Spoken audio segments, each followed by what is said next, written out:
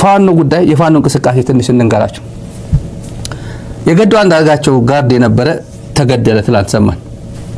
ገዱ የድሮ ማለት ነው ሰይድ አሊ ነው ምናምን የሚባለው ታዋቂ ነው ሰይድ አሊ ነው የሚባለው አሉ ከፋኖች ሲዘግቡ የነበረው ሰይድ አሊ አንድ የባዴን ከፍተኛ ተገዱን አጋጣሚ ያልደወልኩላቸውም እንጂ አንድ የባዴን ከፍተኛ አመራር ደውለን ገዱ ቦዲ ጋር ተገደለ አሉ ምናምን ሰይድ አሊ አለኝ።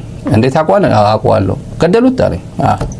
ገደሉት ትላንት ገደሉት ከፋኖ መቅደላ አካባቢ የነበረ የጸረ ሽምቅ ምናምን ያው ሪፐብሊካን ጋርድ ነበር ድሮ ኮማንዶ ነው። እዛ ሄዶ ሲዋጋ ከፋኖ ጋር ዋጋለ ብሎ መቅደላ አጠቃለ ብሎ ገብቶ ራሱ ያው ጠፋ ተባለና የፋኖ እንቅስቃሴ ከበድ ያለ ነው ዘንድ ሆኗል። ይሄ እንደተራ ሽምቅ ተዋጊ እዛ ሄዶ ታጣርጎ መሄድ ምናምን አይደለም። አሁን መገንዘብ መቻል አለብን። ከተማ ከቦ ወልዲያ ከቦ ንቅንቅ ማድረግ አልቻለም። ደሴን ከቦ ንቅንቅ ማድረግ አልቻለም። መጀመሪያ ይሄ አሁን ለምንድን ነው ዘንዶ ሆኗል የምንለው? እየዋጠው ነው ብልጽግና እየዋጠው ነው። እንደ ትንሽ እባብ ተናክሶ ምናምን እንትን የሚያደርግ አይደለም። ተሽሎክልኮ የሚሄድ ምናምን አይደለም። አሁን ዘንዶ ነው እየዋጠው ነው። በተጨባጭ ነው የምንናገረው። ይሄ ወልዲያ ከበባ ላይ ነው። ትንሽ የስቴዲየም አካባቢ ስቴዲየም የሻህ አለሙዲን እንትን ላይ ወታደር አለ። መከላከያ እዛው ገጥሞ እንትን ይወረውራል፣ መድፍ ይወረውራል። ከተማው ግን እንትን ማድረግ አልቻለም። ከቦ ነው ያዘው። መከላከያ ልኮ እንኳን ከዛ ፍቅቅ ማድረግ አልቻለም። ደሴም እንደዛ ነው። ምንድነው የተፈጠረው? አይደል ፋኖ አካባቢ ምንድነው የተፈጠረው? አሁን በርካታ የገጠር ወረዳዎች እንዲያውም ባለፈው ዜና ያልተሸፈኑ ወደ ጋሸና አቅጣጫ በርካታ ወረዳዎች እየያዘ ነው። እየተስፋፋ ነው። ወረዳ ለቆ መጥቶ ምናምን ከዛ በኋላ እንደገና ይገባ ነበር። ብዙ ጊዜ እንደዛ ነው። 1-3 ቀን ምናምን ይቆዩና ይወጡ ነበር። አሁን እንደዛ ብሎ ነገር ጭራሽ እየተስፋፋ ነው። ወደ ሌላ ቦታ እየሄደ ነው። መከላከያ ሄዶ እንኳን ሊያስመልስ ይቅርና ሸሽቶ እየሄደ ነው። ኮንሰንትሬት እያደረገ ነው ወደ ትልልቅ ከተሞች መከላከያ። ምክንያቱም በብርጌድ ምናምን ሲሆን ቫልነራብል ይሆንና በቀላሉ እየተጠቃ ሰብሰብ እንበል በአንድ በኩል ሆነ እንዋጋ ሰብሰብ እንበል እየተባለ ወደ ትልልቅ ከተሞች ነው እየተሰበሰበ ያለው መከላከያ። ይሄ ማን የነገረው ነው? ይሄማ TDF ነው የመከረው። ማጽናት አለ በያዝከው አጽና የሚለው የአዲሱ የጽምዶ ውጤት ነው የሚሉት አሁን የሚተነትኑት ትንታኔያቸው እንደዛ ነው። ጽምዶ ነግረውት ነው። ይሄ በጣም የሚያሳዝነው ነገር ንቀታቸው ለአማራ ህዝብ ያላቸው ንቀትም ነው። ሶሻል ሚዲያ በተለይ አሉ የሚባሉ አክቲቪስቶች የሚጽፉት ይሄ ተራ የማይታወቅ ፌስቡክ ምናምን አይደለም። ተራ የሚታወቁ ሰዎች የሚጽፉት ለአማራ ህዝብ ያላቸው ንቀት በግልጽ ነው። ስክሪንሾት ወሰዱት። እሱ ለታሪክ ነው። በተለይ ዶክመንቴሽን ላይ ጥሩ የሆናችሁና ይሄ ለወደፊት ይጠቅመኛል ብላችሁ የምታስቡት ሰዎች የማይገመቱ ሰዎች የሚጽፏቸው ስክሪንሾት ወሰዱት። ለታሪክ የሚቀመጣ እኛ ያዝናቸዋል። እኔ ያዝኩታል ከድሮ ጀምሮ በስክሪንሾት የሚይዛቸው ዶክመንቶች አሉ የሚታወቁ ሰዎች ከጻፉት ብዬ ነው። እና አሁን ወልዲያ እንደተከበበ አዲስ ነገር አይደለም። ብልጽግና ራሳቸውም እየተናገሩ በቃ በቅርብ ጊዜ እናጸደዋለን ነው የሚሉት። ወልዲያ ተከቧል፣ ደሴ ተከቧል። ደሴ ዙሪያ ያለው በሙሉ በፋኖ እጅ ነው ያለው። ዙሪያ በሙሉ ምንም ንቅንቅ ማድረግ አልቻለምና በርካታ ከተሞችም እያጸዳ ተጨማሪ ከተሞችንም እያያዘ ይሄ አጥቅቶ ከዚህ በፊት አጥቅቶ የመንቀሳቀስ እንትንም የለውም። ከዛ በኋላ ጣጣ አርጎ የመሸሻነት አዝማሚያም የለውም። እንዲያውም በግዙፍ ኃይል አሰማርቶ ከተሞቹን ጠንቀቅ አርጎ እያስተዳደረ ነው። ህዝባዊ ውይይት እያደረገ ነው። ልክ ድሮ እነ ኢሂደን እነ ህላው ዮሴፍ ሲያደርጉት የነበረው ህብረተሰቡን ነፃ ሲያደርጉ ህብረተሰቡን የማነጋገር ይሄ በክፍለ ህዝብ ይባላል በትግርኛ የህዝብ ጉዳዮችን ሊቀመንበር ምናምን ይሄ እንትኑን ስትራክቸሩን የማስተካከልና ህዝቡ ራሱ በራሱ የሚያስተዳድርበትና አንዳንድ ሶሻል ፋሲሊቲም እንዳይስተጓጎልበት የመዘርጋት ጉዳይ ነው የሚሰሩት። አሁን ፋኖ እሱ ነው እየሰራ ያለው። ምክንያቱም ብልጽግና የሚባል የለም። ፋኖ የራሳቸው መዋቅር ሰርተው ከህብረተሰቡ ጋር እየተነጋገሩ ይገኛሉ። ስለ ፋኖ አድናቆት ብልጽግና አንደበት በዛ በሰላም ጊዜ አንድ ጊዜ እንደመሸጋገሪያ እንጠቀምበት። ፋኖ ሲነሳ መሬት እሳት የሆነበት ወያኔ እሳት ሆኖ የሚዋጠው ወያኔ። ፋኖ ህፃን አይጠልፍም፣ ሴት አይደፍርም፣ መስመር እንትን ሲባጎ ለጥፎ ግብር አይሰበስብም። ፋኖ ለአማራም ለኢትዮጵያም ኩራት ነው። ምን ጥያቄ የለው። በጀግነት ተዋግቷል። በጀግነት ይዋጋ ወደፊት። እሱ የአብይን ውዳሴ ሙገሳ ጠብቆ የሚዋጋ ሳይሆን አገሩ ወዶ የሚዋጋ ስለሆነ ከተነካችበት አይቆም ወደፊትም። አርጓል፣ ያደርጋል፣ እያደረገም ነው ያለው። ይሄ መመስገን አለበት፣ መወደስ አለበት፣ መከበር አለበት። ጥያቄ የለውም። በሰላም ጊዜ ፋኖ ሲነሳ እሳት ለኮሰበት፣ እሳት ተነሳበት። የሽመልስ የተናገረው እኮ ነው። በሰላም ጊዜ ፋኖ በሚደንቅበት። አሁን ፋኖ ማለት ሽፍታ ነው። ፋኖ ማለትማ እንደዚህ ስልጣን ልትቀማ እኮ ነው። የጊዜ ጉዳይ፣ ጊዜ ዳኛ ነው። የምሬን ነው። ጊዜ ዳኛ ነው። ሽመልስ አብዲሳ ጊዜ ዳኛ ነው። አንድ ኦሮሞ ምርኮኛ፣ የኦሮሞ ተወላጅ ምርኮኛ ነው። ስለ ፋኖ የሰጠው ምስክርነት እንንገራችሁ። ፋኖ ይችላል፣ ፋኖ እንደንዳነር ምናምን ይላል። አብይ አስበልቶናል፣ ብርሃኑ ጁላ አስበልቶናል፣ እንዲህ አዋርዶናል፣ እንዲህ አስጨፍጭፎናል፣ ብርሃኑ ጉድ አድርጎናል ነው የሚለው። ሽመልስ ፋኖ ያሉበት ነው። ይሄ ነው ፋኖ ሲነሳ መሬቱ እሳት የሆነበት ወያኔ። ፋኖ ሲነሳ መሬቱ እሳት ሆነበት ወያኔ ያለበት ማለት ነው።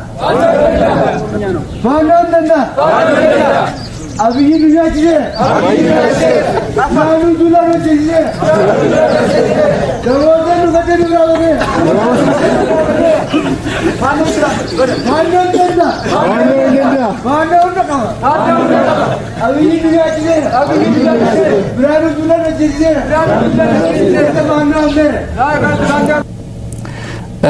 እንግዲህ ይሄን የኦላ ጉዳይ ይሄ ለታሪክ ነው። ሲሪየስ ጉዳይም ነው፣ ለታሪክ ነው። ኦላ የባቡር መንገድ ክሪቲካል ቦታ አካባቢ ነው ያለው። ኦላ ለጠቅላላ እውቀት ማሰቡ ብልጽግና ስለማይነግረን ነው። ጅቡቲ አዲስ አበባ ባቡር አካባቢ ነው እየተንቀሳቀሰ ያለው ድንበሩ። እንግዲህ ይሄም የጥምረቱ ነው፣ ዋጋ ነው፣ የጽምዶ ነው ሊሉን ይችላሉ። የጽምዶ አካል ሊሆን ይችላል። ኦላ ብሎ ነው ጽምዶ በአፋን ኦሮሞ ምንድን ነው? ጃልማሮ የጽምዶ አካል ነውና ይሄም ብዙ ጊዜ ይሄ ሁሉ አመት ሳይሄድበት 7 አመት ሳይሄድበት ቆይቶ ጅቡቲ አዲስ አበባ ባቡር አካባቢ ነው እየተንቀሳቀሰ ያለው። ባቡሩን ከዚህ በኋላ ላይንቀሳቀስ ይችላል።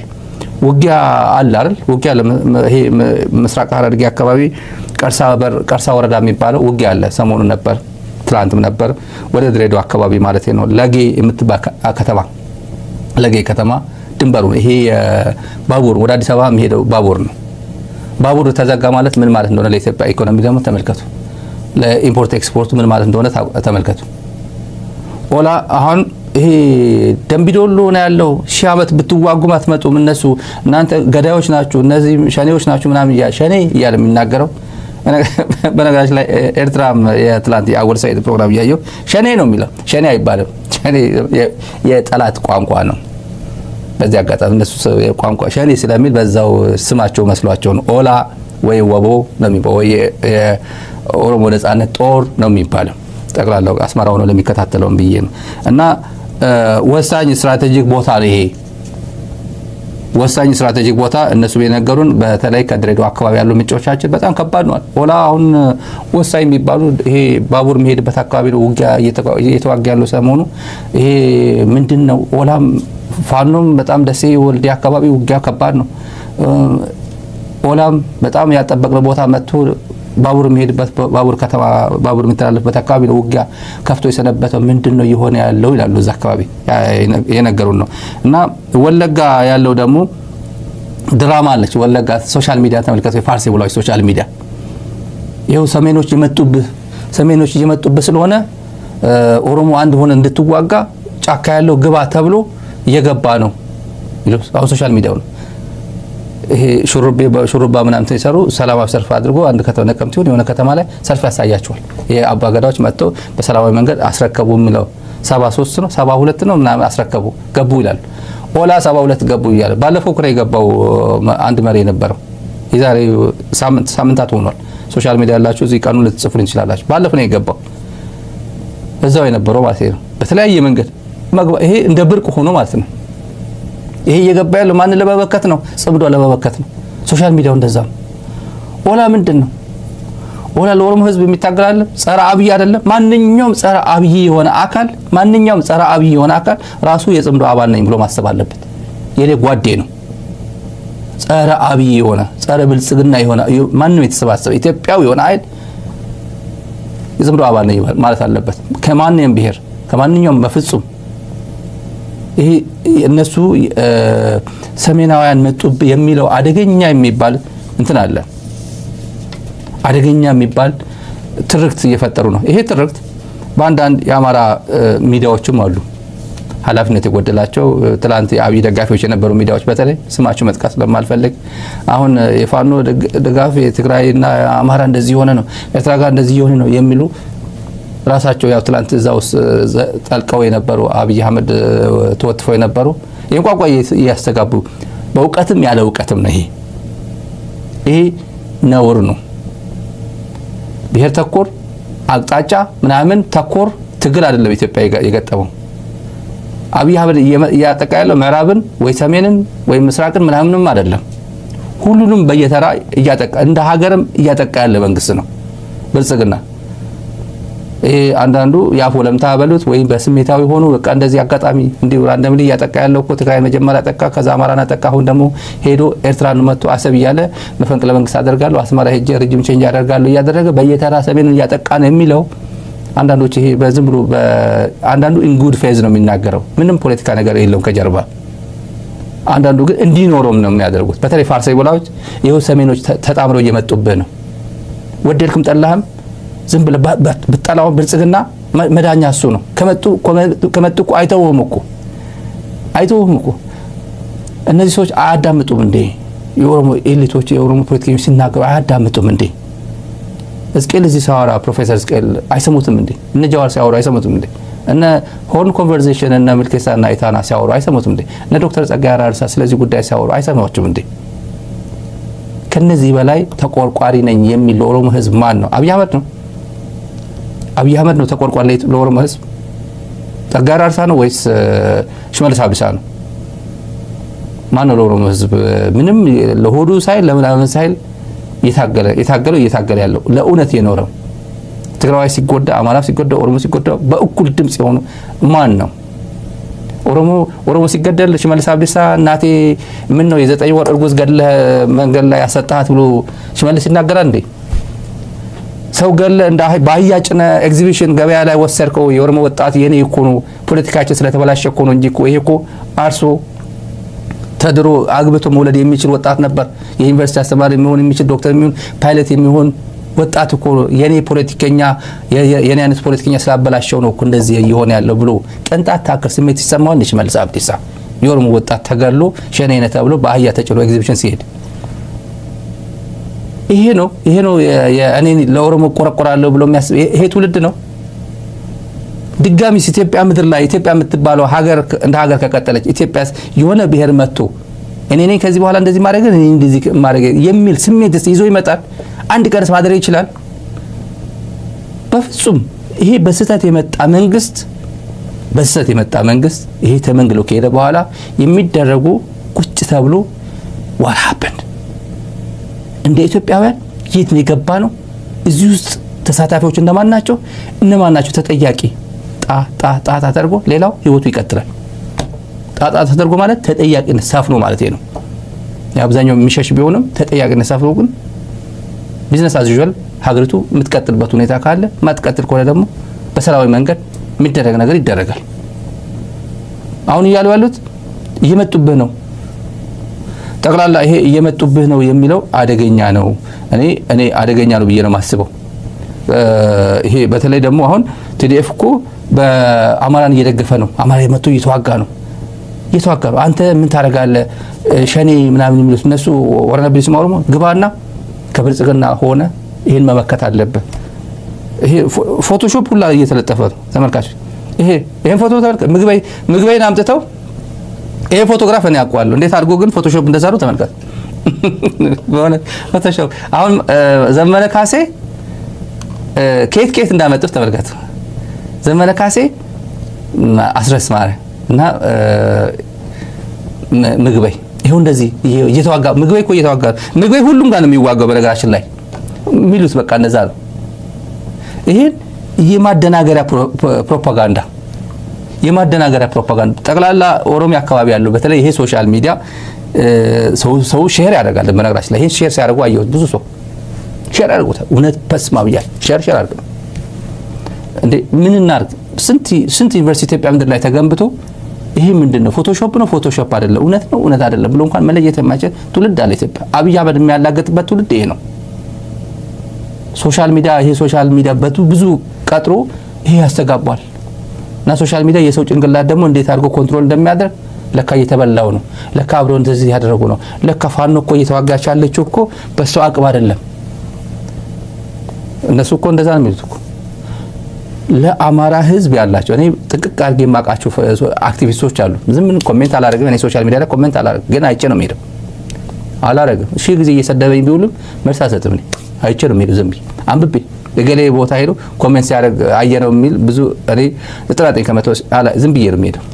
ኮሜንት አላደርግም። አይቼ ግን ሄዳለሁ። ናሬቲቭ የብልጽግና ናሬቲቭ ወዴት ምን አይነት አቅጣጫ እየተከተለ እንዳለ ጥንቅቅ አድርጌ ነው የምገነዘበው በደንብ አድርጌ። እና የአብሮ እየመጡ ነው የሚለው እና የሆነ ህብረተሰብም እዚህ አካባቢ ለመወሸቅ ለምሳሌ ብልጽግና ወሎ አካባቢ ሰሜን ወሎ አካባቢ የተደረገው ፍጻሜ ፋኖ አይደለም የሚለው ናሬቲቭ በደንብ አድርጎ እንዲሰርጽ ነው ያደረጉት። መላጣዎቹን አስራግራው መላጣዎቹ በነገራችን መሸነፍ አፉ ሁላ ሰፋ። እኔ ሰፋ አይመስለኝም አፌ ወይ ስክሪን ላይ ማላቆ አፍ ካልፈጠርኩ በስተቀር ጠባብ ነው። ስክሪን ላይ ሰፋ የሱ ዝም ብሎ ነው። ስንት ሴንቲሜትር ሊሆን እንደሚችል ገምቱት። እኔ ምን እውነቱ ነው እንዴ ብላችሁ ገብታችሁ ቪውም ይጨምርለታል። ይሄ ለፕሮፓጋንዳ ተብሎ የማይደረግ ጥረት የለም። ይሄ ፋኖ በየትኛው አቅሙ ነው እንደዚህ የሚያደርገው? ቲዲኤፍ ገብቶ ነው እያገዘ ያለው። በሐሳብ ይሰጣሉ፣ መመሪያም ይሰጣሉ፣ አቅጣጫ ያወጣሉ፣ ያግዛሉ። ይሄ ጽምዶ ነው። ጽምዶ የሚባል ቶሎ ማለቅ አለበት ይላል። ቶሎማ እንዴ ትናንት እኮ ከኤርትራ አካባቢ የሰጠ መልእክት ነበር። አወል ሰይድ እኮ ምን ነው እንድትጀምር አበረታቱ ተብያለሁ አለ እኮ። ጀምር በቃ በፕሮፓጋንዳ ብቻ አትለፈው። ጦርነት የሚያስፈልግ ጦርነት አሰብ ይያልክ ምናምን አደርጋለሁ ካልክ ምንም ለውጥ የለውም። ይሄ ባንዳነት ነው። ያቀደም በያሳዩዋቸው ተመልካቾች ይሄ የምታረገው ነገር አዋጣም ግን ካሰብክ አትቆ በቃ አበረታቱ ተብራል። ባንዳነት አይደለም ያለበት ይሄ እና ተመልካቾች በዚህ አጋጣሚ ደግሞ ይሄ መጠንቀቅ ግን ተገቢ ነው። የኦሮሞ ህዝብ በተለይ ደግሞ ጥሩ አክቲቪስቶች ብቻ ተከተሉ። ይሄን ህዝቡን አታወናብዱት። ትክክለኛ አክቲቪስቶቹን ተጠቀሙ። ይሄ ፋርሲ ቡላ ቲዲኤፍ እኮ ወሎ ሲዋጋ አስከሬን ሁላ ተሸክሞ ወደ መቀለ ገባ። የፋርሲ ቡላ አሁን ዛሬ ስም መጥቃት ስለሚደብር ነው። አንዳንዶች በጣም ምናከብራቸው ልጆችም ነበር፣ በጣም እንወዳቸው ምናከብራቸው እንደዚህ ይገባል። ለካ እንዲ ሲሰጥ በጻፍ የተባልከው ነው የምትጽፈው። ዘሪሁን ተሾመ ለምን አትማሩ? ዘሪሁን ተሾመ ቸግሮት ነው። ዘሪሁን ተሾመ እኮ በቃ አሁን እኔ እኮ ሲቪል ሰርቫንት ነኝ ይላል እኮ። አዲስ አበባ ያሉ ጓደኞቻችን አሉ። አንተ ዘሪሁን ምን ሆነ ነው ሲሉት እኔ እኮ ሲቪል ሰርቫንት ነኝ። ሲቪል ሰርቫንት በ60 ምናምን አመቱ ተቀጥሮ ማለት ነው አዲስ አበባ ሄዶ ከአሜሪካ ሄዶ ሲቪል ሰርቫንት አፕላይ አድርጎ ስራ ተወዳድሮ የፒያሳ ምናምን ይሄ ማስታወቂያ የሚለጠፉት ወይ ጋዜጣ ላይ የሚለጠፉ ሄዶ ተወዳድሮ ስራ ገብቶ ስራ ሲገባ የሬድዋን አማካሪ ሆኖ እንደዚህ አይነት ሲቪል ሰርቫንት አለ በኢትዮጵያ። ብልጽግና ነኝ ብሎ መናገርም የሚያሳፍረው ግን አገልጋይ ሆኖ ለሆዱ እያደረ አያምም እንዴ? በተለይ በዚህ እድሜ የፍልስፍና አስተማሪ ነኝ ብሎ መደመር ማለት በራሱ የሆነ ለየት ያለ ፍኖተ ካርታ ለኢትዮጵያ ያሳየ ነው እያለ የሚተነተ ኢቲቪ ውስጥ ከሱ መማር ነው። እንደ መረጃ የኦሮሞ ብሔረሰብ ይሄ አማራ ክልል ያለው ሸዋሮቢት አካባቢ ያለው ሚሊሻዎቹ ተንቀሳቀስ ተብሎ ነበር ወደ ወልዲያ ወደ ደሴ። ከኦሮሞ ብሔረሰብ የዛ ያለው አንድ ዞን አለ አይደል? ከዛ ተንቀሳቀስ ተብሎ አንዋጋም አለ። ይሄ መረጃ ነው፣ ትልቅ መረጃ ነው። ይሄ አንዋጋም መከላከያ ጉዳይ ነው ግባበት አለ። ግባበት ትላንት ይሄ ባለፈው ጊዜ ጁንታ መጣብህ ብለን አዋግተናል፣ የማይሆን ጦርነት ውስጥ ከተናል። አሁን እኛን የምንዋጋው ጦርነት የለንም፣ ግባ ራስህ ግባ ብለውታል። ጀግኖች ናቸው። የገባቸው ማለት የኦሮሞ ብሔረሰብ በአማራ ክልል የኦሮሞ ብሔረሰብ ሚሊሻዎች ይሄ ማለት የገባው ትውልድ ማለት ይሄ ነው። ለካ ሚሊሻ ሁሉ አንድ አይደለም። እንደዚህ አይነት እምቢ የሚል ሚሊሻም ተፈጥሮ አንዋጋም ብሎታል። ራስህ ቻል ብለው ልከውታል ብለን ሰምተናል።